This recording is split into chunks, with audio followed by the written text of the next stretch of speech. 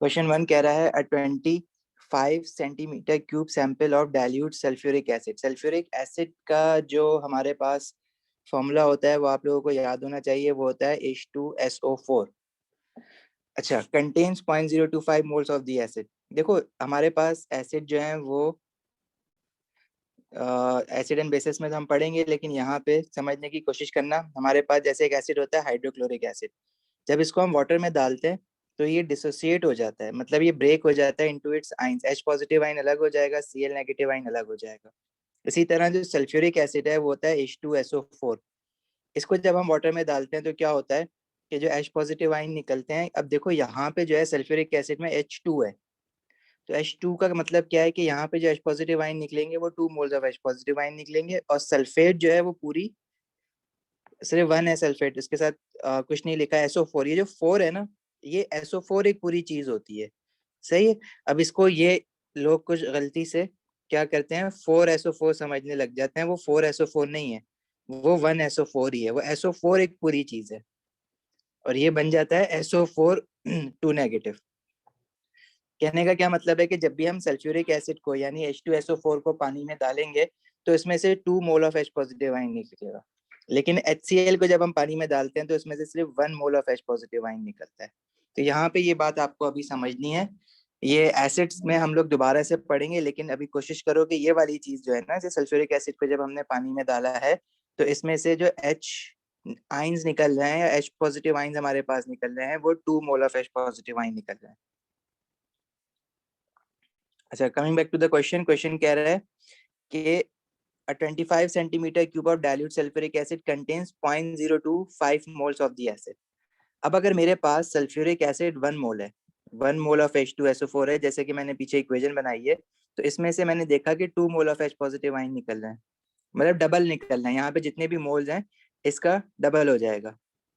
अब अगर वो कह रहा है कि आपके पास 0.025 मोल्स ऑफ सल्फ्यूरिक एसिड है, सही है, तो इसमें से कितने H पॉजिटिव आइन निकलेंगे? क्या बात हुई हमारी कि डबल हो जाएंगे, तो ये कितने हो जाएंगे 0.025 मल्टीप्लाई बाय 2।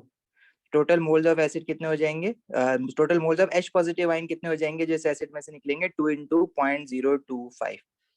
बस यहाँ पे ये एक बात आपको समझनी है कि इसमें से H पॉजिटिव आइन जो निकल रहे हैं ना, वो हमारे पास उसके जो टोटल मोल्स होंगे वो 2 इंटू 0.025 मोल्स होंगे।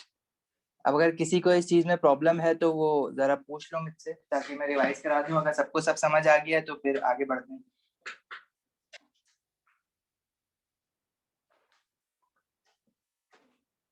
अभी कुछ पूछना नहीं है किसी को?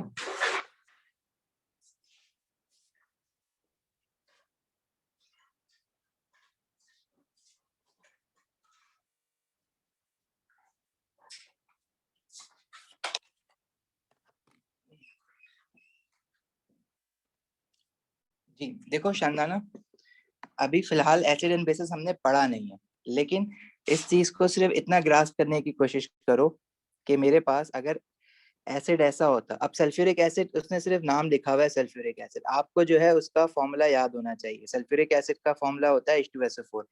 अभी तो याद नहीं होना चाहिए, एसिड एंड बेसिस जब पढ़ेंगे तो बकायदा आपको याद करवाया जाएगा कि H2SO4 होता है। इसी तरह से जो हाइड्रोक्लोरिक एसिड होता है वो HCl होता है। अब अगर मैं HCl का 1 मोल लेता हूँ तो इसमें से H पॉजिटिव आइन भी 1 मोल निकलेंगे पानी में डालने पे। क्यों? क्योंकि यहाँ पे H के साथ देखो कुछ नहीं लिखा, मतलब 1 है। अगर मैं HCl के 2 मोल लेता हूँ तो उसको पानी में डालने पे 2 mole of H positive ion निकलेगा। सिमिलरली अगर मैं 1 मोल ऑफ सल्फ्यूरिक एसिड लेता हूँ तो 1 मोल ऑफ सल्फ्यूरिक एसिड को पानी में डालने पे मेरे पास 2 mole of H positive ion निकलेंगे। इसी तरह अगर मैं 2 मोल ऑफ सल्फ्यूरिक एसिड लूंगा तो इसको पानी में डालने पे मेरे पास देखो 1 मोल में से 2 निकल रहे हैं, मतलब मल्टीप्लाई बाय 2 करा है ना, तो 2 में से कितने निकलेंगे, मल्टीप्लाई बाय 2 करोगे तो 4 mole of H positive ion निकलेंगे। मैं इतनी चीज समझाना चाह रहा हूँ अभी आपको बस। तो अगर वो कह रहा है कि आपके पास 0.025 मोल्स ऑफ सल्फ्यूरिक एसिड है,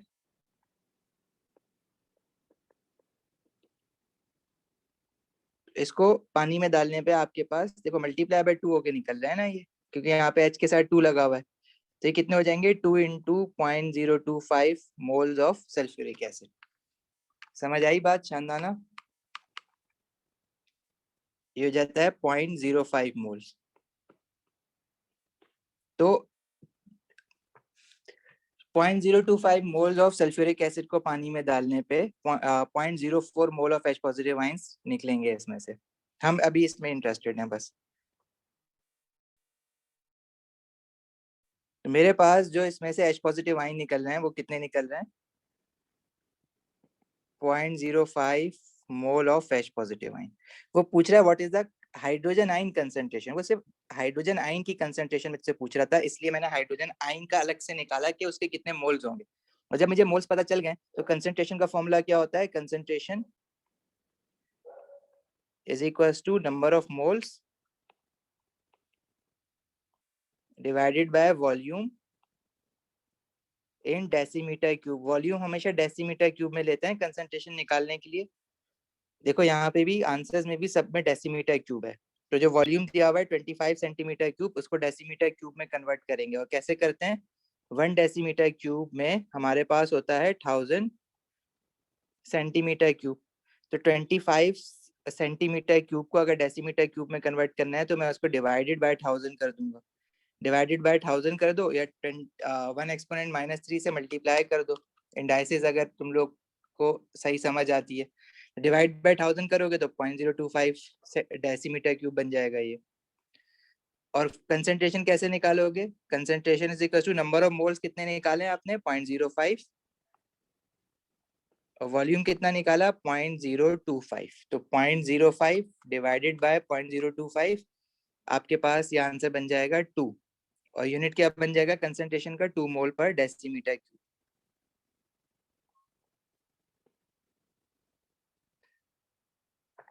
सही है, आगे बढ़े या अभी भी किसी को कोई प्रॉब्लम है इसमें तो पूछ सकते हो। देखो जो मोल्स के क्वेश्चन होते हैं ना वो स्टैंड अलोन बहुत कम आते हैं, मतलब वैसे मोल जो है वो अकेला नहीं आ सकता। मोल ज़ाहिर है किसी ना किसी कंपाउंड का या किसी ना किसी एटम का या किसी ना किसी मॉलिक्यूल का निकालोगे। अब डिफरेंट टाइप के मॉलिक्यूल्स और कंपाउंड्स आप डिफरेंट अलग अलग चैप्टर्स में पढ़ोगे कि भाई एसिड, इसमें एसिड वाले चैप्टर में पढ़ोगे, अमोनिया पढ़ोगे हेबर प्रोसेस वाले चैप्टर में। तो इसलिए मोल्स का क्वेश्चन स्टैंड अलोन कभी भी नहीं होता है, वो दूसरे क्वेश्चंस के साथ मिक्स होके आया हुआ होता है।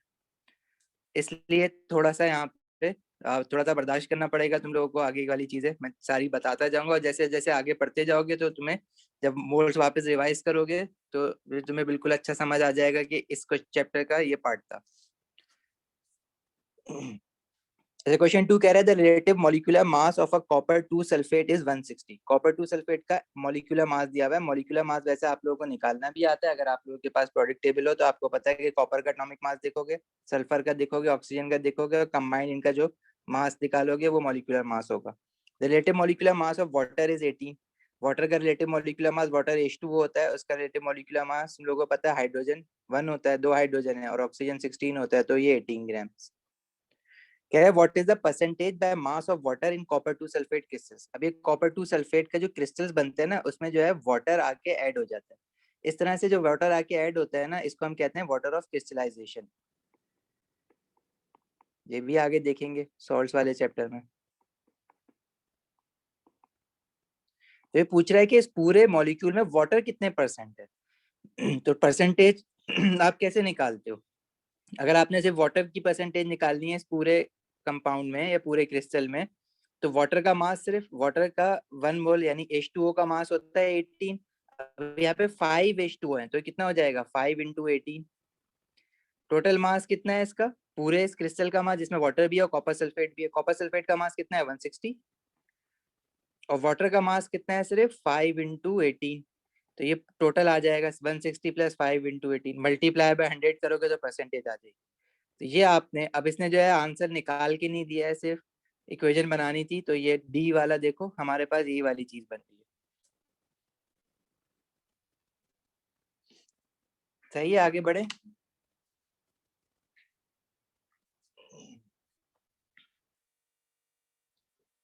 अगर किसी को कुछ पूछना हो तो रोक के पूछ लेना।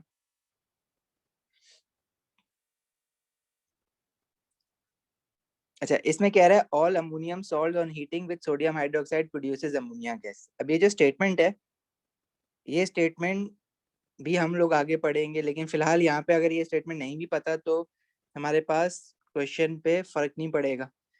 क्वेश्चन हम लोग कर लेंगे मोल्स को देखते हुए। कह रहा है from which ammonium salt can the greatest mass of ammonia B obtained.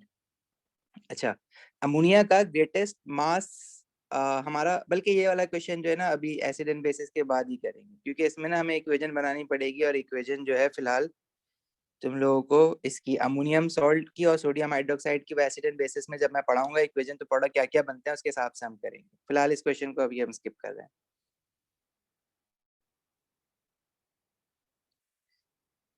इसी तरह ये वाला जो क्वेश्चन है, which fertiliser contains the greatest percentage by mass of nitrogen. मतलब ये सारे कंपाउंड्स हैं, इसमें नाइट्रोजन सबसे ज्यादा किस में है वो निकालना है, तो परसेंटेज निकालनी है बाय मास ऑफ नाइट्रोजन। तो इस पूरे का जो मास है वो दिया हुआ है, देखो इसमें ना इन सारे को अलग अलग मॉलिक्यूलर मासेस दिए हुए हैं, वो आपको निकालने की जरूरत नहीं पड़ेगी। उसमें सिर्फ नाइट्रोजन कितने हैं, अगर मैं ए को देखूं तो ए में नाइट्रोजन के देखो कितने एटम्स हैं, 2 एटम्स हैं। तो नाइट्रोजन का एटॉमिक मास होता है 14, तो ये हो जाएगा 2 into 14 divided by total mass इस पूरे मॉलिक्यूल का कितना है 132 मल्टीप्लाई बाय 100। इसी तरह पार्ट बी में नाइट्रोजन इसमें 2 है, 2 इंटू 14 डिवाइडेड बाय 132 इंटू 100। तो ये देखो सेम आएंगे इनके आंसर्स ए और बी के। अच्छा, फिर जो तीसरा वाला है उसमें नाइट्रोजन देखो दो जगह, एक जगह ये रहा अमोनियम नाइट्रेट, एक जगह नाइट्रोजन यहाँ पे है, दूसरी जगह यहाँ पे, तो इसमें भी दो नाइट्रोजन है, तो 2 इंटू 14 डिवाइडेड बाय, लेकिन इसका जो टोटल मॉलिक्यूलर मास है वो है 80, 2 इंटू 14 डिवाइड बाई 80 इंटू 100। और फिर जो तीसरा वाला है इसमें देखो, इसमें आखिरी वाले में भी दो नाइट्रोजन है, 2 इंटू 14, और इसका एम आर जो है वो 60 है मल्टीप्लाई बाय 100। तो इसमें से जो परसेंटेज में सबसे बड़ा जो आंसर आएगा वो आपका आंसर होगा। देख के भी पता चल रहा है कि कौन सा सबसे बड़ा है। डिनोमिनेटर देखो 2 इंटू 14 तो कॉमन है सब में, डिनोमिनेटर देखो सबसे छोटा हमारे पास ये आ रहा है 60, तो ये परसेंटेज जो होगी वो सबसे बड़ी आएगी। सही है।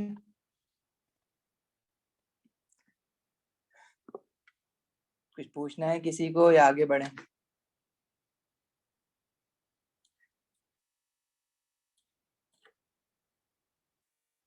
okay.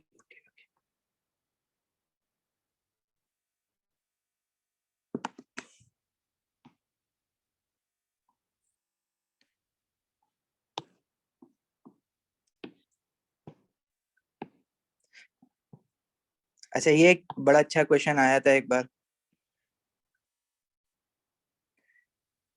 इसमें थोड़ा दिमाग लगाना पड़ेगा। क्वेश्चन कह रहा है एन एलिमेंट ई, अब तुम्हें नहीं बताया उसने एलिमेंट ई कौन सा, ई का कोई सिंबल नहीं है प्रोडक्ट टेबल में, ई उसने बता दिया, वो छुपा दिया है कि कौन सा एलिमेंट है। कह रहा है वो हाइड्राइड, हाइड्राइड क्या होता है, जब कोई एलिमेंट हाइड्रोजन के साथ कंपाउंड बनाता है उसको हाइड्राइड कहते हैं। ठीक है, और वो कह रहा है कि it contains 90% by mass of E, मतलब इस पूरी हाइड्राइड में ई जो है वो 90% है, बाय मास ऑफ ई कह रहा है ना, तो ई जो है वो 90% है। If the relative atomic mass of hydrogen is 1, वो तुम पीरियोडिक टेबल से भी देख सकते हो, उसने बता भी दिया। What is the relative atomic mass of E, E का रिलेटिव एटॉमिक मास वो आपसे पूछ रहा है। ठीक है जी। अच्छा, अब इसमें देखो परसेंटेज अगर मैं निकालने जाता हूँ तो EH4 लिखा हुआ है ना, अब मुझे ई तो पता नहीं है क्या है, तो ई का तो मुझे वो भी नहीं पता कि ई का हमारे पास एटॉमिक मास कितना है, जब मुझे पता ही नहीं ई कितना है, वो वही तुमसे पूछ रहा है। इस पूरे का टोटल मास भी नहीं पता, मतलब मुझे इसका एमआर भी नहीं पता। एमआर कैसे पता होगा, जब तक मुझे इसकी वो ई नहीं पता क्या चीज है, तो मैं इसका एमआर भी नहीं निकाल सकता। सही है। लेकिन परसेंटेज बाय मास ऑफ ई दिया हुआ है 90%, मतलब अगर मैं ई का मास अज्यूम कर लूं कि वो एक्स है, अगर मैं बोलूं ई मुझे पता ही नहीं है कौन सा एलिमेंट है, लेकिन उसका एटॉमिक मास मैं अज्यूम कर लूं एक्स, तो इस पूरे का एमआर कैसे निकालेंगे, उसमें ई जो है वो 1 एटम है ई का, तो 1 इंटू एक्स प्लस हाइड्रोजन जो है वो 4 एटम्स है, 4 इंटू 1, तो ये हो जाएगा x+4। ई जो है वो सिर्फ एक्स है, तो अगर मैं परसेंटेज बाय मास ऑफ ई निकालना चाहूँ तो मैं क्या करूंगा, x divided by x+4 into 100, जो कि 90% वो कह रहा है मुझे, तो इससे मैं ई का मास निकाल सकता हूँ। थोड़ी सी मैथ्स है इसमें बस, करके बताओगे आंसर क्या आ रहा है? ये हो जाएगा 0.9, 100 वहां जाके जब डिवाइड होगा 90 डिवाइडेड बाय 100 और x+4 वहां जाके मल्टीप्लाई हो जाएगा। क्या बन जाएगा? 0.9x प्लस 0.9 मल्टीप्लाई बाय 4 हो जाएगा 3.6। बस ये आपने सॉल्व करना था। तो x minus 0.9x is equal to 3.6। 3.6 divided by 0.1, तो x हमारे पास आ रहा है 36। तो E का एटॉमिक मास जो आ रहा है हमारे पास, जिसको हमने x बोला है, वो आ रहा है 36।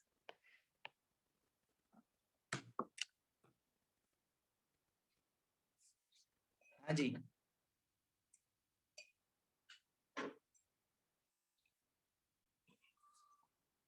चले आगे या पूछना है किसी को कुछ?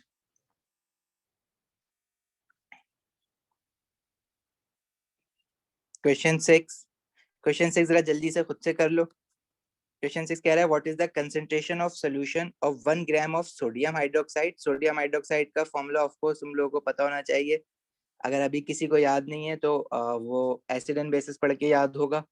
लेकिन अभी मैं बता रहा हूँ कि सोडियम हाइड्रोक्साइड होता है NaOH। ठीक है, मोल्स में देखो क्वेश्चन में यही प्रॉब्लम होता है इनिशियली, आगे के चैप्टर्स पढ़े नहीं होते लेकिन क्वेश्चन जो है वो आगे के चैप्टर से मिला मिला के दे रहा होता है। तो सोडियम हाइड्रोक्साइड होता है NaOH, वो याद हो जाएगा ये आपको अच्छी तरह।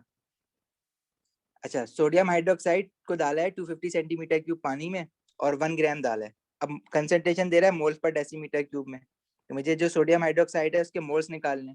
तो 1 मोल ऑफ सोडियम हाइड्रोक्साइड जो है वो सॉरी 1 ग्राम है, तो 1 ग्राम ऑफ सोडियम हाइड्रोक्साइड के मोल्स कितने निकालेंगे? Mass over molecular mass of sodium hydroxide. Mass इसका दिया हुआ है 1 ग्राम, और molecular mass of sodium hydroxide कैसे निकालोगे? सोडियम का एटॉमिक मास होता है 23, एक सोडियम एटम है तो 23 मल्टीप्लाई बाय 1। इसी तरह 16 ऑक्सीजन का होता है, 16 इंटू 1, और हाइड्रोजन का होता है 1, तो एक एटम है उसका भी। तो ये हमारे पास आ जाएगा 23 प्लस 16 प्लस 1।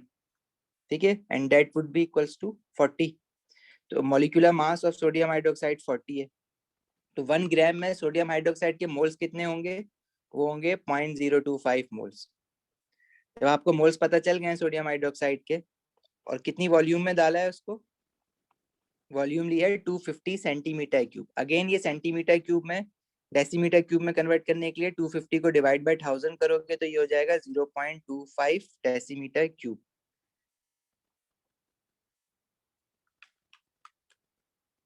ठीक, तो ये हमारे पास मोल्स आ जाएंगे, कंसंट्रेशन आ जाएगी 0.1 मोल पर डेसीमीटर क्यूब।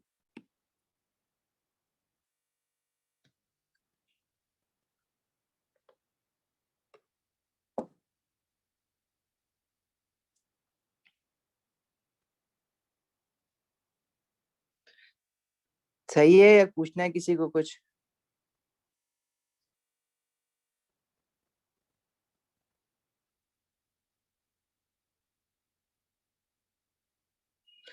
चलो आगे बढ़ते हैं।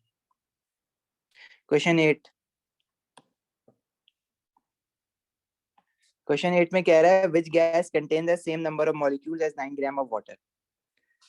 अच्छा जी, गैस है पहली बात तो ये, contain the same number of molecules as 9 gram of water. अब तुम लोग रिकॉल करो तो मोल्स में हमने क्या पढ़ा था? अगर मेरे पास 1 मोल किसी भी चीज का है तो 1 मोल होता है हमेशा किसी भी एटम के एटॉमिक मास के बराबर और किसी भी मॉलिक्यूल के मॉलिक्यूलर मास के बराबर।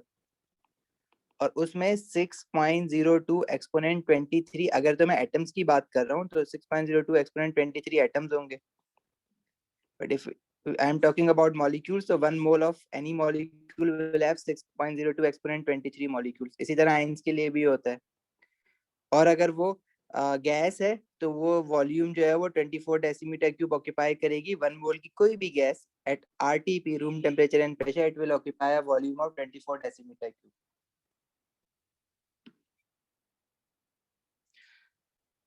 सबिहा, एक मिनट। आ गया सामने हाइट डाइट वाला क्वेश्चन?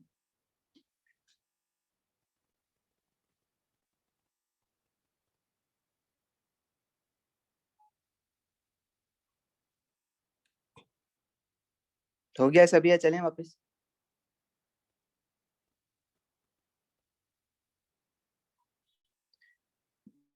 नहीं राहिन, कल नया चैप्टर स्टार्ट करेंगे, आज हम मोल्स ही करेंगे।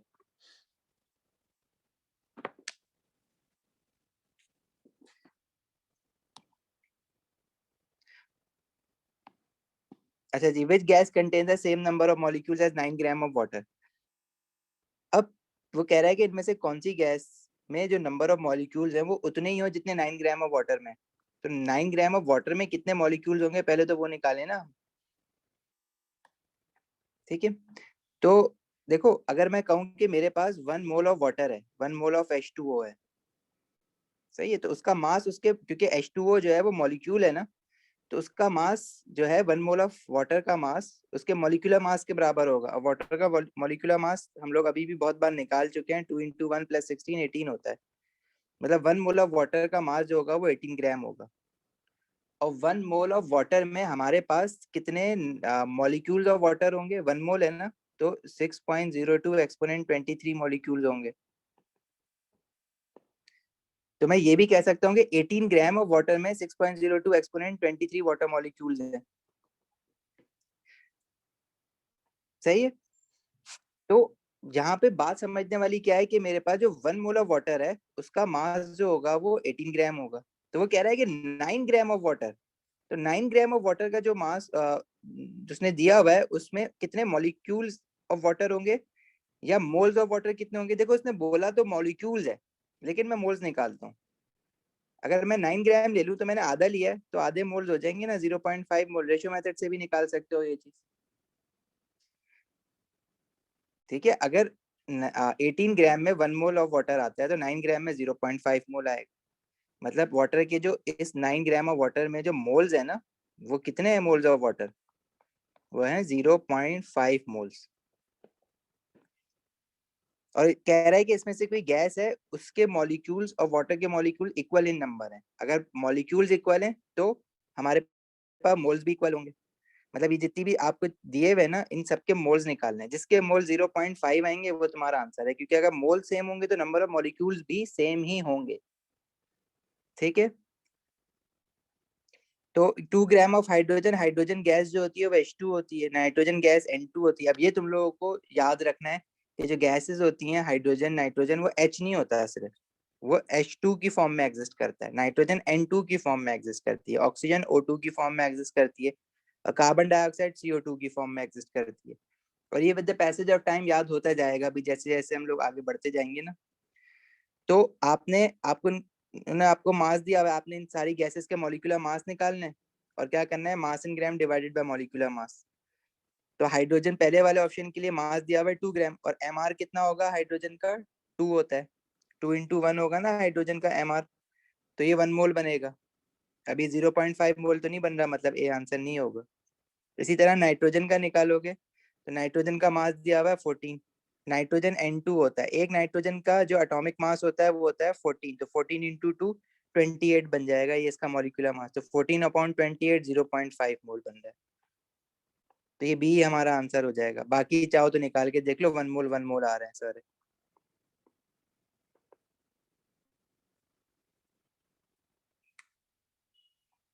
अच्छा 0.5 कैसे आया? देखो उसने मुझे कहा था 9 ग्राम ऑफ वाटर, तो 9 ग्राम ऑफ वाटर में मोल्स कितने होंगे वाटर के? अगर आपको वो फॉर्मूला समझ आता है, number of moles mass over molecular mass, तो अगर आप वाटर के लिए ये फॉर्मूला लगाओ तो वाटर का जो मास है वो 9 ग्राम है, और उसका मॉलिक्यूलर मास, वो वाटर का मॉलिक्यूलर मास तुम लोगों ने अभी बहुत बार निकाल लिया, 18 ग्राम होता है।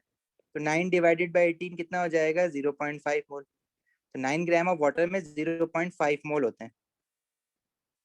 सही है, ऐसे निकाला।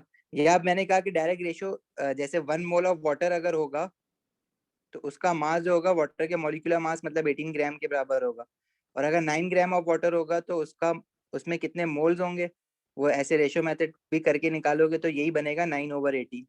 तो अगर ये फॉर्मूले से कन्वीनियंट हो, कंफर्टेबल हो, तो फॉर्मूला डायरेक्टली यूज कर लिया करो।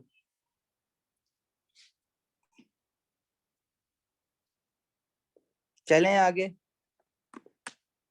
अली, हबीब, एमन, हफ्सा, अनस, सबिया, शानदाना, प्रॉब्लम है, कुछ पूछना है या आगे बढ़ें?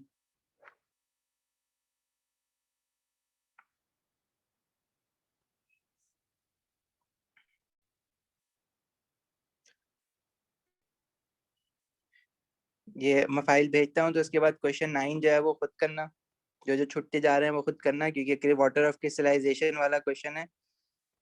अभी पीछे क्या है, 1 mole of sodium hydrated. Hydrated का मतलब क्या होता है कि वाटर उसके साथ अटैच्ड हो क्रिस्टलाइन फॉर्म। सोडियम सल्फाइड, अब सोडियम सल्फाइड का जो फॉर्मूला होता है, अब देखो फॉर्मूला बनाना, फॉर्मूला मेकिंग तुम लोगों ने सीख लिया एलिमेंट मिक्सर एंड कंपाउंड में, तो वो तुम ये फॉर्मूला जरूर बना सकते हो। अब ये हर चीज का फॉर्मूला याद नहीं करके बैठना कि सोडियम हाइड्रोक्साइड भी मुझे याद करना है, चलो एसिड्स के, क्योंकि एसिड जो होता है वो कोवलेंट मॉलिक्यूल होता है, कोवलेंट मॉलिक्यूल के फॉर्मूला मेकिंग नहीं सीखी, आयनिक कंपाउंड की सीखी है, तो वो आपको याद करनी है। लेकिन सोडियम सल्फाइड तो खुद बना सकते हो ना, सोडियम ग्रुप 1 का होता है, Na होता है +1, और सल्फर जो होता है सल्फाइड IDE है, मतलब ये प्रोडक्ट टेबल में जो सल्फर होता है उसका आइन बना हुआ है, और सल्फर ग्रुप 6 का होता है, ग्रुप 6 पे आइन क्या आता है -2, तो इसका फॉर्मूला क्या बनेगा Na2S, ये आपको अब आना चाहिए।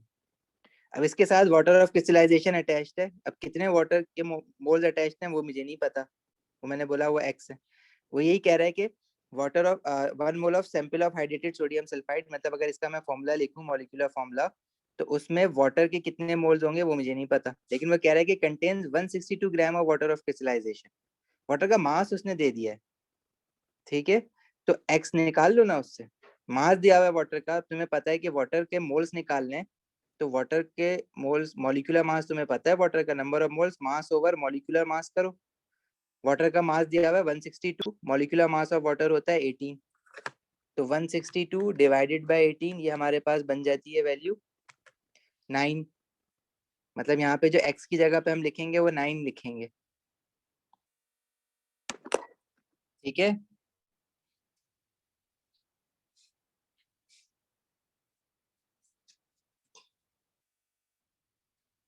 चलें आगे, क्वेश्चन 10।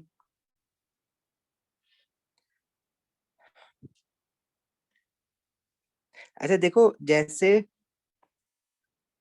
अब कुछ चीजें, जैसे फॉर एग्जांपल मैं कहूँ ना नाइट्रोजन या हाइड्रोजन, तो आपको अभी थोड़ी, अभी इससे पहले वाले क्वेश्चन में भी हमने बोला कि हाइड्रोजन जो एग्जिस्ट करता है ना, देखो प्रोडक्ट टेबल में तो हाइड्रोजन ऐसे करके लिखते हैं H, वो तो एलिमेंट बता रहा होता है ना कि हाइड्रोजन एलिमेंट H होता है, लेकिन नेचर में हाइड्रोजन जो है वो H जो है वो अकेला कभी भी नहीं घूम रहा होता, वो बल्कि हाइड्रोजन गैस बना के H2 की फॉर्म में घूमता है।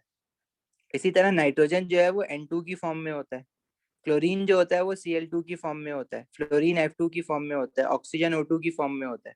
प्रोडक्ट टेबल में तो सिर्फ एलिमेंट लिखते हैं ना, लेकिन नेचर में वो किस फॉर्म में एग्जिस्ट कर रहा होता है, इस तरह से डायटोमिक फॉर्म में एग्जिस्ट कर रहे होते हैं। इसी तरह से जो ग्रुप 18 होते हैं, 8 होते हैं आखिरी वाले, हीलियम, नियोन, आर्गन, वो मोनोटॉमिक होते हैं, तो इनको हम कहते हैं मोनोअटॉमिक, मोनोअटॉमिक, और इनको हम कहते हैं डायटोमिक। इसी तरह ज़ाहिर ट्राई एटॉमिक भी आएगा, वो हमारे स्कोप से बाहर है। तो अब ये कुछ तो आपको याद रखना है, जैसे हाइड्रोजन अब तक याद हो गया, हाइड्रोजन H2 होता है, नाइट्रोजन मैंने बताया, ऑक्सीजन मैंने बताया, क्लोरीन मैंने बताया, फ्लोरीन ग्रुप 7 के जितने भी होते हैं वो फ्लोरीन, क्लोरीन, ब्रोमीन, आयोडीन, वो 2 की फॉर्म में एग्जिस्ट करते हैं, कोवलेंट बॉन्डिंग बनाते वक्त भी हम लोगों ने देखे। अब कुछ ऐसे हैं जो कि आपको याद नहीं करना है, और उनको देख के आप बता भी नहीं सकते हो कि वो किस फॉर्म में, कितने एटम साथ साथ उनके जुड़े हुए हैं। जैसे उसमें से एक है फॉस्फोरस, ठीक है, अब फॉस्फोरस सिर्फ Pu होता है या P2 होता है या P3 होता है या P4 होता है, ये आपको याद नहीं करना, ठीक है। अब ये निकलवाएगा क्वेश्चन से, और कैसे निकलवा रहा है हमें ये चीज देखनी है। वो कह रहा है कि हमारे पास है 124 gram of phosphorus vapour has the same volume, अब वेपर कह रहे हैं ना, तो वेपर है मतलब गैस हो गई, has the same volume as 71 gram of chlorine gas at the same temperature and pressure। Volume same है, इसका क्या मतलब है, अगर कोई भी दो गैसेस हैं उनका वॉल्यूम सेम है तो उनका मोल्स भी सेम होगा, क्योंकि 1 mole of any gas has 24 decimetre cube. और ना सिर्फ मोल सेम होंगे, बल्कि हमने इससे पीछे अभी देखा कि मॉलिक्यूल्स भी सेम होंगे, लेकिन फिलहाल अभी मॉलिक्यूल की बात नहीं कर रहा है। इतनी बात समझ आई कि 1 मोल अगर है तो वॉल्यूम 24 डेसीमीटर क्यूब है। अगर मोल कुछ और होगा तो उसका वॉल्यूम कुछ और होगा, लेकिन बराबर होगा। जैसे फॉर एग्जाम्पल हम लोगों ने पढ़ते वक्त मोल्स का चैप्टर ये देखा था कि अगर मेरे पास 1 mole of carbon dioxide gas है, वो CO2 होता है, तो उसका वॉल्यूम 24 डेसीमीटर क्यूब होगा आरटीपी पे। लेकिन अगर मेरे पास 1 मोल ऑफ नाइट्रोजन है तो उसका वॉल्यूम भी 24 डेसीमीटर क्यूब होगा। ठीक है, ये बहुत इंपॉर्टेंट चीज है, ये ना फर्क समझना। तो वॉल्यूम इनके सेम होंगे क्योंकि मोल सेम है, और अगर मोल सेम है तो इनके मॉलिक्यूल क्या कहते हैं, नंबर ऑफ मॉलिक्यूल्स भी सेम होंगे। 1 मोल की कोई भी मॉलिक्यूल हो उसमें 6 एक्सपोनेंट 23 मॉलिक्यूल्स होते हैं। तो 1 मोल ऑफ कार्बन डाइऑक्साइड में 6.02 या 6 एक्सपोनेंट 23 कार्बन डाइऑक्साइड मॉलिक्यूल्स होंगे। इसी तरह 1 मोल ऑफ नाइट्रोजन में, अब देखो दोनों हैं अलग अलग, लेकिन क्योंकि मोल सेम है तो वॉल्यूम भी सेम होता है और नंबर ऑफ मॉलिक्यूल्स भी सेम होता है। लेकिन इनके मासेस जो होते हैं ना वो डिफरेंट होते हैं। अगर मैं 1 मोल ऑफ कार्बन डाइऑक्साइड के मास की बात करूं तो कार्बन डाइऑक्साइड के 1 मोल का मास उसके मॉलिक्यूलर मास के बराबर होगा, जो कि 44 ग्राम आता है। इसी जैसे कैसे CO2 जो हम निकालते हैं ना, 12 + 2 × 16 44 ग्राम। इसी तरह अगर मैं 1 मोल ऑफ नाइट्रोजन की बात करूं तो 1 मोल ऑफ नाइट्रोजन का मास जो होता है उसके मॉलिक्यूलर मास के बराबर होगा। नाइट्रोजन का एटॉमिक मास होता है 14, तो 2 × 14, दो नाइट्रोजन एटम है तो 28 ग्राम।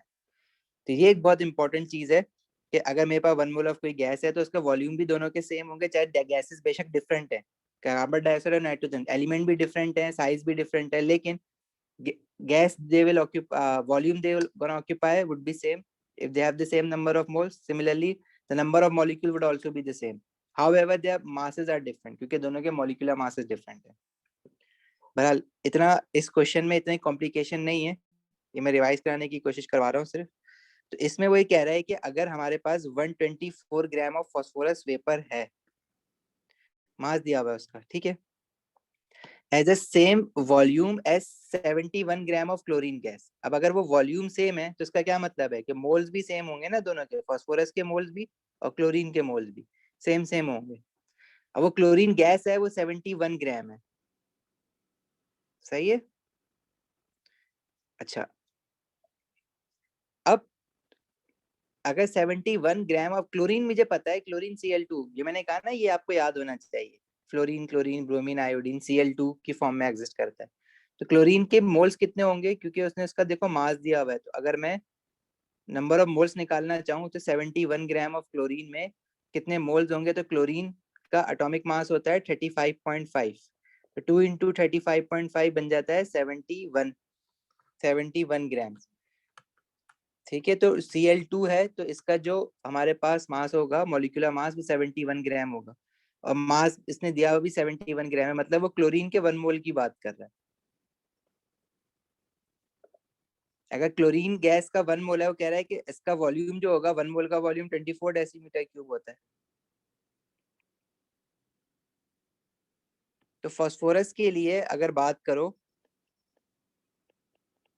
तो वो कह रहा है वॉल्यूम सेम है, तो वॉल्यूम सेम है तो मतलब नंबर ऑफ मोल्स भी सेम होंगे ना। अगर क्लोरीन का 1 मोल आ रहा है तो फास्फोरस का भी कितना मोल है, यहाँ पे 1 मोल है, सही है। और लेकिन मासेस देखो डिफरेंट है, वॉल्यूम बेशक सेम है, मास डिफरेंट है। तो फास्फोरस का जो मास है वो 124 ग्राम्स है। तो वो तुमसे ये पूछ रहा है कि what is the molecular what is the formula for molecule of phosphorus. तो फास्फोरस में कितने एटम्स आएंगे, 8 होंगे, 4 होंगे, 2 होंगे, 1 होगा। तो अगर मैं प्रोडक्ट टेबल से, होपफुली प्रोडक्ट टेबल तुम लोगों के पास, सबके पास सामने है, प्रोडक्ट टेबल से अगर मैं फास्फोरस का वो देखूं, क्या कहते हैं, एटॉमिक मास, तो फास्फोरस का एटॉमिक मास होता है 31। प्रोडक्ट टेबल देखो साथ रखा करो, केमिस्ट्री की क्लास के लिए ये साथ साथ यूज होता रहेगा, हर चैप्टर में कहीं ना कहीं यूज आ रहा होगा इसका। तो फास्फोरस का जो एटॉमिक मास है वो 31 है। ठीक है, प्रोडक्ट टेबल में एटॉमिक मास है, जो हमारे पास एग्जाम में प्रोडक्ट टेबल आने वाला है वो ये वाला प्रोडक्ट टेबल आने वाला है, और इसमें एटॉमिक मास कितना दिया हुआ है, 31, सही है।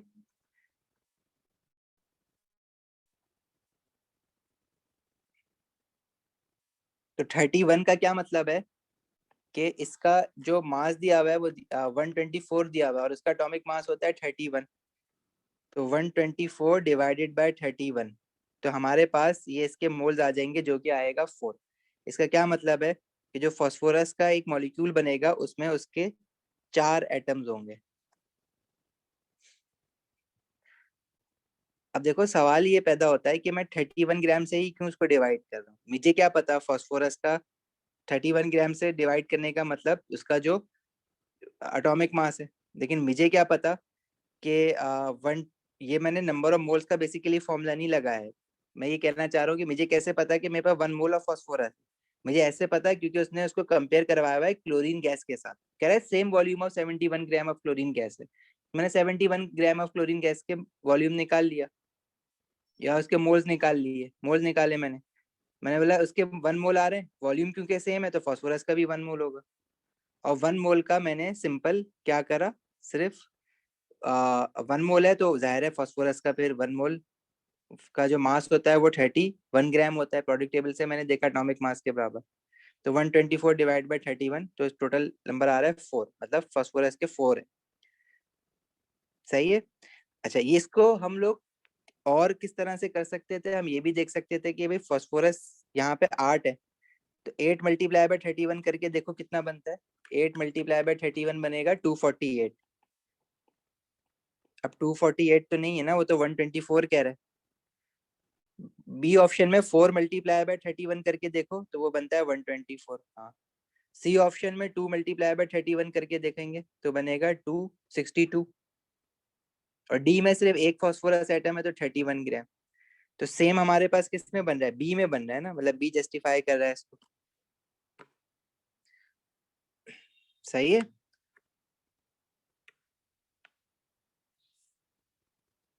पूछना है किसी को इसमें कुछ?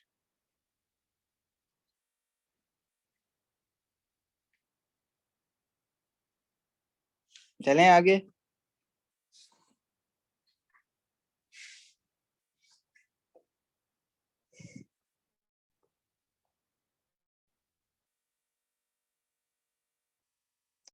अच्छा, जो क्वेश्चन 13 है ना, ये अभी छोड़ देना, ये हम लोग बाद में करेंगे।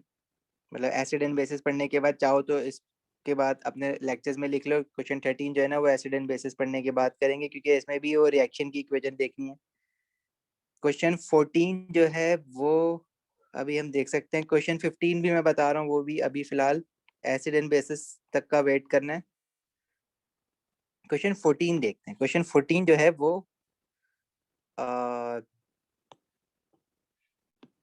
थोड़ा सा मुश्किल तो नहीं है, थोड़ी सी मैथ्स इसमें ज्यादा है, लेकिन ये इस तरह के क्वेश्चंस आ जाते हैं। क्या है, निकल makes up 20% of the total mass of a coin. अब क्वाइन पे फॉर एग्जांपल इन्होंने, इसमें जो निकल है ना, निकल एलिमेंट, वो कह रहा है वो सिर्फ 20% है, बाकी 80% कोई और एलिमेंट होगा, एक होगा या कॉपर हो या जो भी हो, मुझे नहीं पता। उसने मुझे कहा है कि 20% इस पूरे क्वाइन में निकल है, निकल एलिमेंट है, एक मेटल होता है, ट्रांजिशन मेटल। अच्छा, the coin has a mass of 10 gram. Total coin का जो मास है वो 10 ग्राम है। तो इसमें सिर्फ निकल का मास कितना होगा? इसमें 20% निकल है ना, तो 10 ग्राम का 20% कितना होगा? 20 डिवाइड बाई 100 इंटू 10। ठीक है, ये वाला स्टेप तो बड़ा सिंपल है। 20 डिवाइड बाई 100 इंटू 10, ये हमारे पास आ जाएगा 2 ग्राम। मतलब निकल जो है वो सिर्फ 2 gram. How many nickel atoms are in the coin? अब निकल का तुम्हें मास पता चल गया कि निकल 2 एटम्स हैं, 2 ग्राम्स है इसमें। तो निकल के नंबर ऑफ एटम्स पूछ रहा है। अब किसी भी चीज के, अब ये निकल जो है वो एटॉमिक फॉर्म में होगा, एलिमेंटल है। तो 1 मोल ऑफ निकल की अगर मैं बात करूं तो 1 मोल ऑफ निकल का जो मास होगा वो उसके एटॉमिक मास के बराबर होगा, जो कि मैं प्रोडक्ट टेबल से देख सकता हूँ। और प्रोडक्ट टेबल में निकल आपको मिलेगा ट्रांजिशन एलिमेंट में। आएंगे।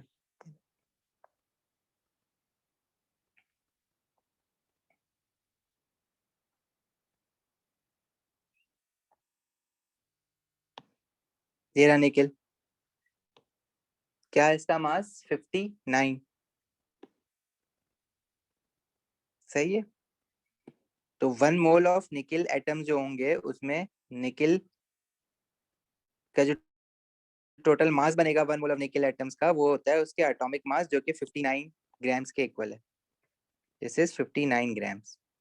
अच्छा, 1 मोल ऑफ निकल में हमारे पास कितने number of atoms of nickel होंगे? अब भाई 1 मोल का कोई भी एटम हो उसमें एवोगाड्रो नंबर ऑफ एटम्स होते हैं, दैट इज 6 एक्सपोनेंट 23। इसको मैं 1 मोल ऑफ निकिल कर देता हूँ। 1 मोल ऑफ निकिल का मास उसके एटॉमिक मास के बराबर होगा और उसमें 6 एक्सपोनेंट 23 निकिल एटम्स होंगे। वो ये पूछ रहा है कि क्वाइन में जितना निकिल है ना, उसमें निकिल के एटम्स कितने होंगे। अब क्वाइन में निकिल कितना निकाला है तुमने? 2 ग्राम, क्योंकि 20% टोटल, 20% क्वाइन में सिर्फ निकिल है। क्वाइन का टोटल मास 10 ग्राम है, तो 20% कितना आया? 2 ग्राम। तो अब तुमने यहाँ से सिर्फ रेशियो लगाना है। अगर 1 मोल ऑफ निकिल में 6 एक्सपोनेंट 23 निकिल एटम्स होते हैं तो 2 ग्राम। अच्छा, अब यहाँ पे मास दिया हुआ है तो फिर आप मास से रिलेशनशिप बना लो ना। याद है लाइन पढ़ते वक्त हमने कहा था कि पहली वाली चीज को आखिरी वाली चीज से भी कंपेयर करा सकते हैं। इसी तरह सबके बीच में इक्वल्स टू है, तो यानी सारे एक दूसरे के बराबर है ना। तो मैं मास को डायरेक्टली नंबर ऑफ एटम्स के साथ भी तो कंपेयर करा सकता हूँ। तो मैं यहाँ मोल लिखने के बजाय अगर मैं यहाँ लिख दूं कि 59 ग्राम जो कि निकिल का एटॉमिक मास है, उसमें मेरे पास टोटल 6 एक्सपोनेंट 23 निकिल एटम्स होते हैं। अगर मैं ये लिख दूं डायरेक्टली कि 59 ग्राम ऑफ निकिल में 6 एक्सपोनेंट 23 निकिल एटम्स होते हैं, क्योंकि 59 ग्राम में 1 मोल होता है, 1 मोल में 6 एक्सपोनेंट 23 होते हैं। अब बीच में इक्वल्स टू में तो सारे एक दूसरे के इक्वल्स है। तो 59 ग्राम ऑफ निकिल में 6 एक्सपोनेंट 23 एटम्स होते हैं, तो 2 ग्राम ऑफ निकिल में कितने होंगे? रेशियो मेथड, मास के नीचे मास लिखा, एटम्स निकालने हैं तो उसके नीचे एक्स लिखा, क्रॉस मल्टीप्लाई करोगे तो 2 into 6 exponent 23 multiply by 59 into X equals to 59 into X. तो एक्स आ जाएगा 2 multiply by 6 exponent 23 divided by 59। सही है, समझ आई बात।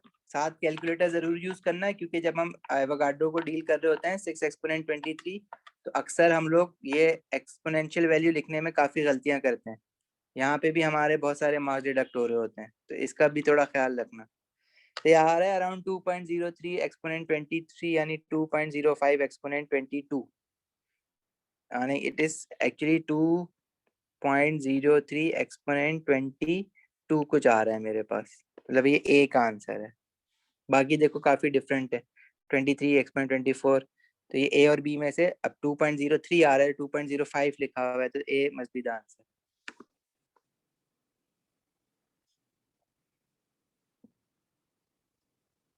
चाहिए कुछ पूछना है किसी को, आगे बढ़े?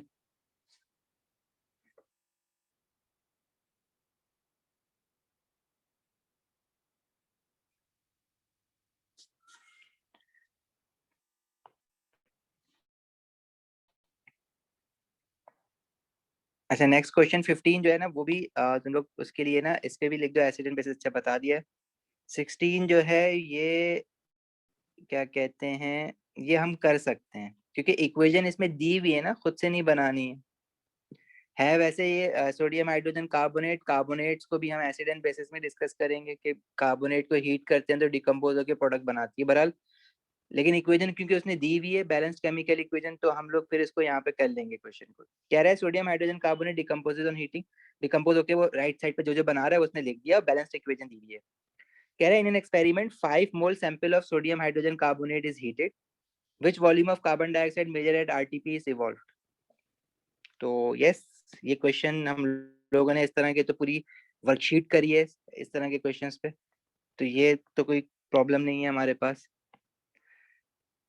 सोडियम हाइड्रोजन कार्बोनेट वो ये चीज है, ऑब्वियसली दिख भी रहा है सोडियम है, और ये हमने बाई कार्बोनेट या हाइड्रोजन कार्बोनेट का वो भी फॉर्मूला मेकिंग भी देखी है। Na पॉजिटिव होता है और हाइड्रोजन कार्बोनेट HCO3 नेगेटिव 1 होता है, तो इसका फॉर्मूला क्या बनेगा? NaHCO3। अब क्या दिया हुआ है सोडियम हाइड्रोजन कार्बोनेट का? आपको मोल्स दिए हुए हैं, तो इसके नीचे किसकी हेडिंग डालोगे? मोल्स की। और आपसे क्या पूछ रहा है? Volume of carbon dioxide. Carbon dioxide का क्या पूछ रहा है? वॉल्यूम, तो इसके नीचे वॉल्यूम की हेडिंग डालोगे। रेसिपी बनाओ। अब यहाँ पे मोल्स 2 लिखे हुए तो 2 लिख दिया। अब वो मोल्स की हेडिंग डाली है ना, मोल्स बनाना है तो 2 मोल ही रहेगा। ये 2 मोल ऑफ सोडियम हाइड्रोजन कार्बोनेट से कार्बन डाइऑक्साइड का कितना वॉल्यूम बन रहा है, देखो कार्बन डाइऑक्साइड के 1 मोल दिए हुए हैं यहाँ पे, और 1 मोल का वॉल्यूम कितना होता है, 1 मोल का वॉल्यूम 24 डेसीमीटर क्यूब होता है, चाहे कोई भी गैस हो। आरटीपी पे बात कर रहे हैं ना, रूम टेम्परेचर एंड प्रेशर पे। तो 5 मोल ऑफ अ सैंपल, मतलब 5 मोल ऑफ सोडियम हाइड्रोजन कार्बोनेट जब आपने डिकम्पोज कराया है तो कितना वॉल्यूम बनेगा, x। Simple cross multiply 5 into 24 and 2 into x, so x would be 5 into 24 divided by 2। सही है, तो ये हमारे पास आ जाएगा 60 ग्राम्स, 60 सॉरी ग्राम्स नहीं, डेसीमीटर क्यूब, क्योंकि वॉल्यूम 24 डेसीमीटर क्यूब रखा था ना, 60 डेसीमीटर क्यूब। सही है।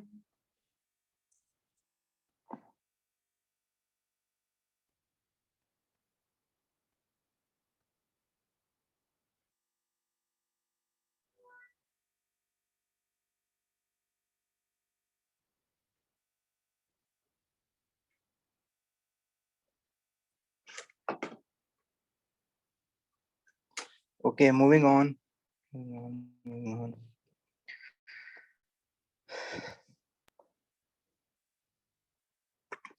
अच्छा देखो, ये क्वेश्चन जो है ना अपना, क्या कहते हैं, इट इज क्वाइट चैलेंजिंग। ठीक है, जरा ट्राई करना इस पे ना, दिमाग लगाना। अब ये पास पेपर्स का ना, हमारे पास पेपर्स का क्वेश्चन है भी नहीं। ठीक है, ये बेसिकली ए लेवल का क्वेश्चन है, लेकिन स्टिल इट इज हियर, क्योंकि ये जो है ना कॉन्सेप्ट बड़ा अच्छा क्लियर करता है। लेकिन इसमें कुछ ऐसा भी नहीं है कि जो आप लोगों ने पढ़ा हुआ ना हो, पढ़ा हुआ है, लेकिन इसमें भी ना हमारे पास इक्वेशन आ जाती है। तो जिन लोगों ने एसिड एंड बेसिस पढ़ा हुआ है ना, तो वो तो इस क्वेश्चन पे जरा दिमाग लगाना कल तक, और फिर कल मुझे बताना तो मैं समझा दूंगा। लेकिन जिन्होंने एसिड एंड बेसिस नहीं पढ़ा है ना, तो वो भी इस क्वेश्चन को एसिड एंड बेसिस के लिए छोड़ दो अभी।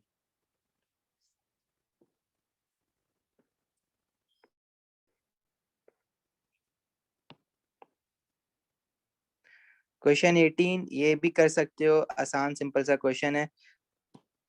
इस तरह से वर्कशीट में करें हमने, वो कह रहा है कि 1 decimetre cube of ammonia gas is passed over a heated copper two oxide. देखो इक्वेशन दी हुई है ना, तो मुझे मसला नहीं है कोई भी, क्योंकि इक्वेशन जिन जिन रिएक्शन की आप इक्वेशन नहीं बना सकते, क्योंकि अभी तक हमने रिएक्शन वाले चैप्टर तो पढ़े ही नहीं है, लेकिन जिसकी इक्वेशन दी हुई है तो उसका कोई मसला नहीं है।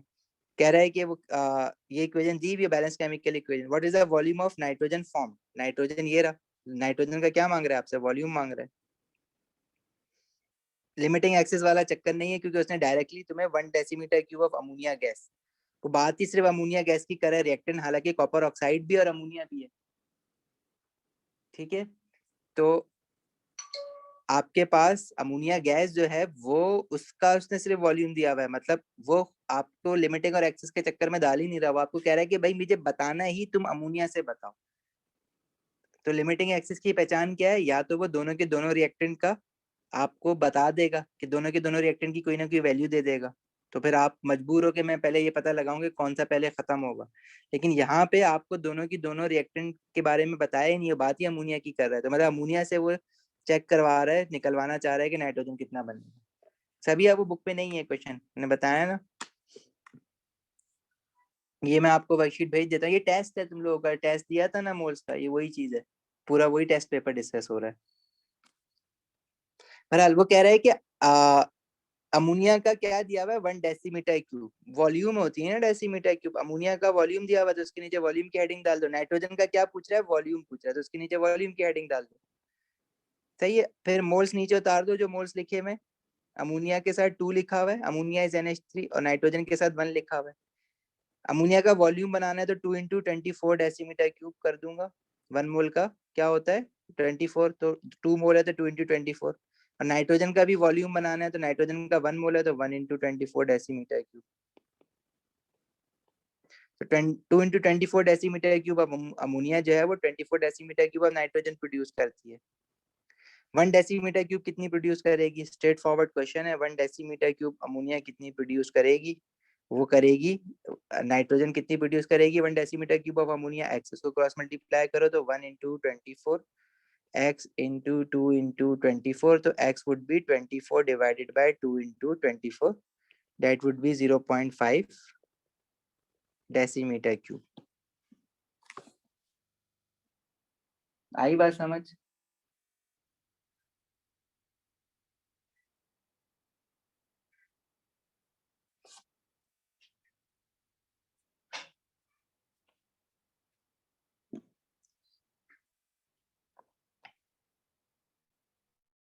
तो देखो इस तरह के क्वेश्चन भी हमने प्रैक्टिस करे हैं, ये भी ऐसे भी आते हैं।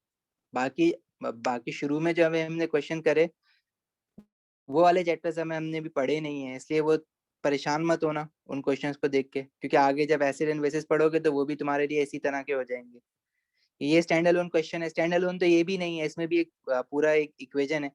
अब ये इक्वेशन क्योंकि हमें याद नहीं करनी है आगे किसी भी चैप्टर में, तो उसने ये लिख के दे दिया हमें इक्वेशन कैसी होती है। जो इक्वेशन आपने याद करनी है आगे, तो वो आपको अक्सर लिख के नहीं देता, वो आपसे एक्सपेक्ट करता है कि आप खुद बनाओ।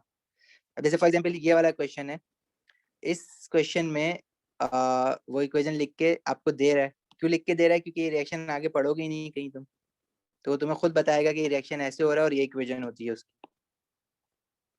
ठीक है, क्वेश्चन बिल्कुल ये वाला आसान है, लेकिन इसके अंदर जो है, चलो कर लेते हैं क्वेश्चन ये वाला।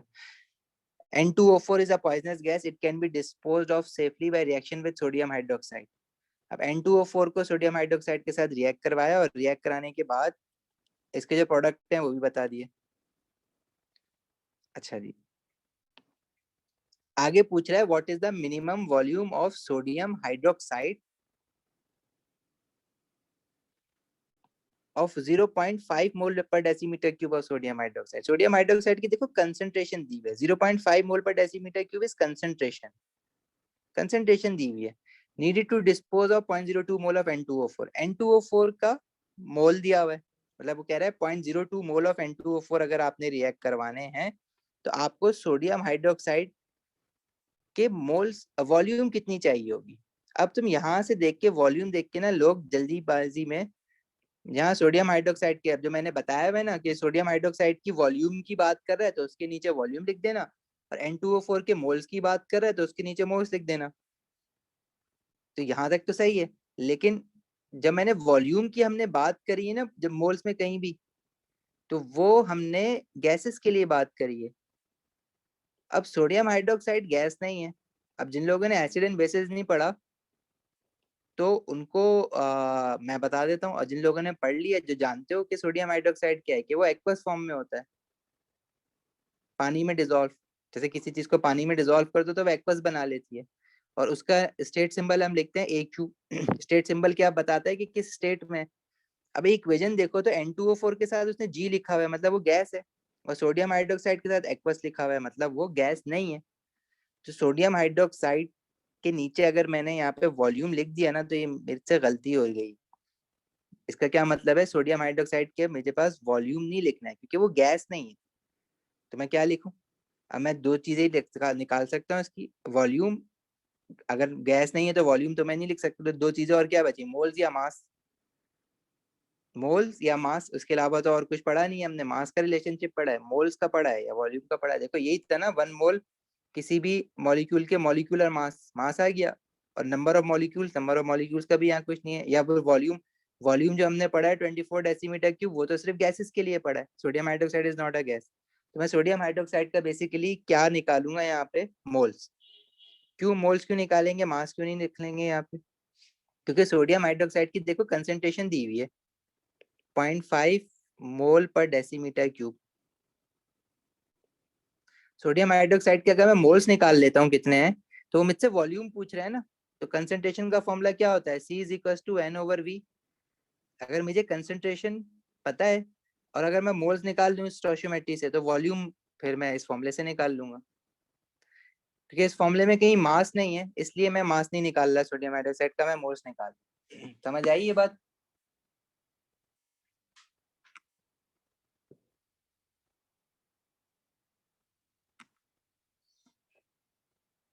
तो N2O4 के नीचे तो मोल्स आ गया, इसके 1 मोल है, तो यहाँ पे 1 आ जाएगा। तो 1 मोल ऑफ N2O4 को कितना सोडियम हाइड्रोक्साइड रिक्वायर्ड है, 2 मोल। सोडियम हाइड्रोक्साइड के भी 2 मोल्स मोल्स देखने हैं, तो 2 मोल ऑफ सोडियम हाइड्रोक्साइड रिक्वायर्ड है। तो N2O4 कितना रिएक्ट करवाना है, 0.02 मोल।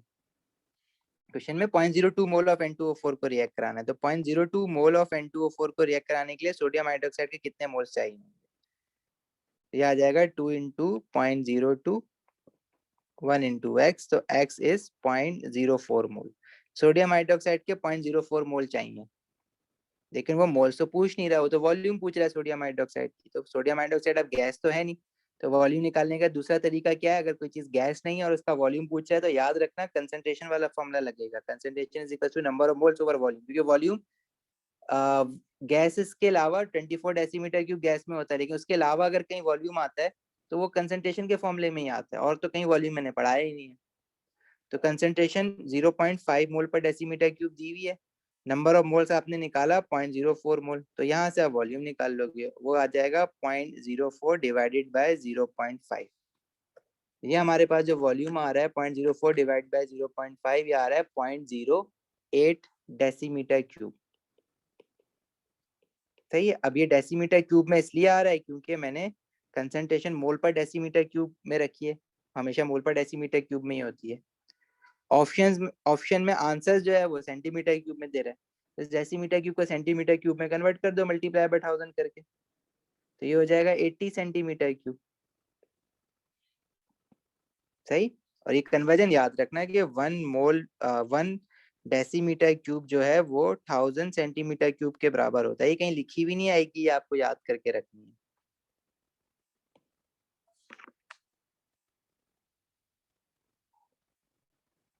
सही हो? ठीक हो गया? कुछ पूछना है?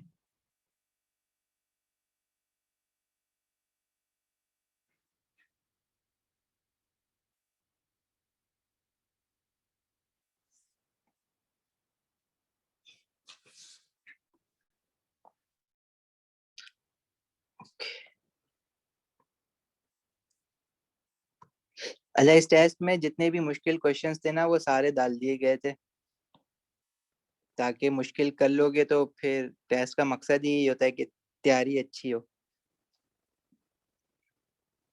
तो ये क्वेश्चंस अगर आप लोग समझ जाओगे ना, मतलब इसको दोबारा से रिकॉल कर लोगे, रिकॉर्डिंग देख लोगे और एक बार खुद से प्रैक्टिस कर लोगे ये क्वेश्चंस, तो इंशाल्लाह मोल्स के एमसीक्यूज में कुछ गलत नहीं करके आओगे, फिर 3-4 मार्क्स सिक्योर हो जाएंगे तुम्हारे पूरे पेपर में। अच्छा, ये क्वेश्चन देखना, ये भी थोड़ा सा अच्छा क्वेश्चन है, और ये क्वेश्चन जो है ना ये बहुत बार रिपीट भी हुआ है, एज इट इज रिपीट हुआ है विद द वैल्यूज, कुछ चेंज नहीं करता उसमें वो। मतलब ज्यादातर स्टूडेंट को याद होता है वो आंसर, उसका ऐसे ही याद हुआ हुआ लिख के आ जाता है, चेंज ही नहीं कर रहा होता, लेकिन पूरी कोशिश करो समझ जाए। यहाँ पे क्वेश्चन कह रहा है on collision air bags in car inflate rapidly due to the production of nitrogen. गाड़ियों में जो एयर बैग्स होते हैं उसका उसने कोई फॉर्मूला बताया हुआ है कि किस तरह से उसमें केमिकल रिएक्शन ऐसा क्या होता है टकराने पे कि वो एकदम से इन्फ्लेट हो जाते हैं, इन्फ्लेट हवा भर जाती है ना उनमें, तो कोई केमिकल रिएक्शन होता है जहां से हवा भरती है जिसकी वजह से। और केमिकल रिएक्शन क्या है वो उसने नीचे दिया हुआ है, the nitrogen is formed according to the following equation.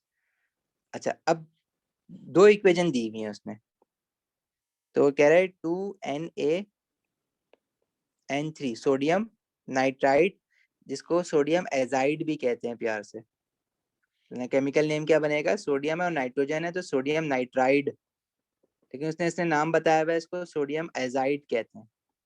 सही है, नो प्रॉब्लम। वो कह रहा है कि how many moles of nitrogen gas are produce from 1 mole of sodium azide. सही है। अब देखो इसने मुझे दो इक्वेशन दी हुई हैं, और दोनों की दोनों इक्वेशन में ना नाइट्रोजन अलग अलग बन रहा है, दोनों रिएक्शन हो रहे हैं और दोनों रिएक्शन में नाइट्रोजन गैस बन रही है। तो मैं किसी एक इक्वेशन से नाइट्रोजन निकालूंगा तो गलत हो जाएगा ना, दोनों इक्वेशन से निकालना होगा और दोनों को ऐड करना होगा। पहली इक्वेशन देखो तो उसमें 2 मोल ऑफ सोडियम एजाइड है, उससे 3 मोल ऑफ नाइट्रोजन बन गया। अब अगर तुम लोग कर लो ये, वो कह रहा है how many moles of nitrogen, nitrogen के नीचे मोल्स लिखेंगे और सोडियम एजाइड के नीचे भी मोल्स लिखेंगे क्योंकि उसने उसके मोल्स दिए हुए हैं। अब देखो ये लिख रहे हैं, हेडिंग बना रहे हैं, आहिस्ता आहिस्ता इसकी प्रैक्टिस खत्म करो, ये एमसीक्यू है। तो अगर तुम देखो तो 2:3 का रेशियो है, मतलब 2 मोल ऑफ सोडियम एजाइड से 3 मोल ऑफ नाइट्रोजन बन रहा है, तो 1 मोल से कितना बनेगा? भाई डायरेक्ट काम कैलकुलेटर पे भी कर सकते हो, जरूरी नहीं है कि हेडिंग डालो फिर लिखो पूरी इक्वेशन पे क्रॉस मल्टीप्लाई करके दिखाओ, अब जितनी ज्यादा प्रैक्टिस करते जाओगे उतना आपका हाथ साफ होता जाएगा इसमें, और उतना जो है फिर वो तुम खुद से करते जाओगे। अगर तुम डायरेक्टली ये रफ पे 2:3 और 1x करते तो ये जब भी आ सकता था तुम्हारे पास, मतलब 1.5 आ रहा है। तो पहली इक्वेशन में नाइट्रोजन जो है वो 1.5 मोल बन रहा है, सही है। दूसरी इक्वेशन में नाइट्रोजन कितना बन रहा है?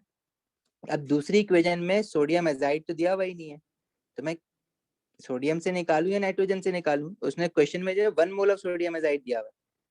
तो देखो पहली इक्वेशन में तुम्हारे पास दो तरह के प्रोडक्ट बन रहे हैं, एक तो नाइट्रोजन जो आपने निकाल लिया, और एक है सोडियम Na। और उस Na से आगे रिएक्शन, दूसरी इक्वेशन का रिएक्शन हो रहा है। देखो इसी आगे Na से और मजीद नाइट्रोजन बन रहा है। तो पहली इक्वेशन में ना सिर्फ आप नाइट्रोजन का निकालोगे, बल्कि आप क्या करोगे, जो नाइट्रोजन निकाला है ना 1.5 मोल, आप सोडियम भी निकालोगे। और सोडियम निकालना और भी आसान है, 2:2 का रेशियो है। 2 मोल ऑफ सोडियम 2 बन रहा है, तो 1 से 1 बनेगा, है ना। इसी पहली वाली इक्वेशन में 2 मोल ऑफ Na से 2 मोल ऑफ Na बन रहा है, तो 1 मोल से कितना बनेगा? 1 मोल से 1 बनेगा। सही है, बात समझ आई ये वाली?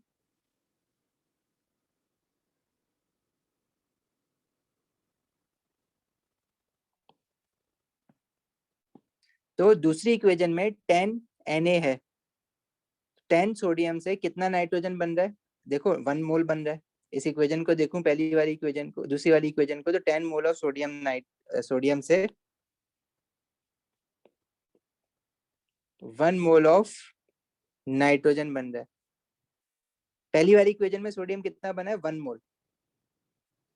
तो 1 मोल से जो सोडियम बना है पहली वाली इक्वेशन में, उससे दूसरी वाली इक्वेशन में नाइट्रोजन कितना बनेगा? x। तो इसमें 10 से 1 बन रहा है, तो 1 से कितना बनेगा? क्रॉस मल्टीप्लाई करोगे तो ये आ जाएगा x is equal to 1/10, that is 0.1 mole. 0.1 mole of nitrogen दूसरी वाली इक्वेशन में बन रहा है, पहली वाली इक्वेशन में कितना बन रहा था? 0.5 मोल। टोटल कितना बन जाएगा? 1.5 प्लस 0.1, डेट इज 1.6 मोल। समझ आई ये बात?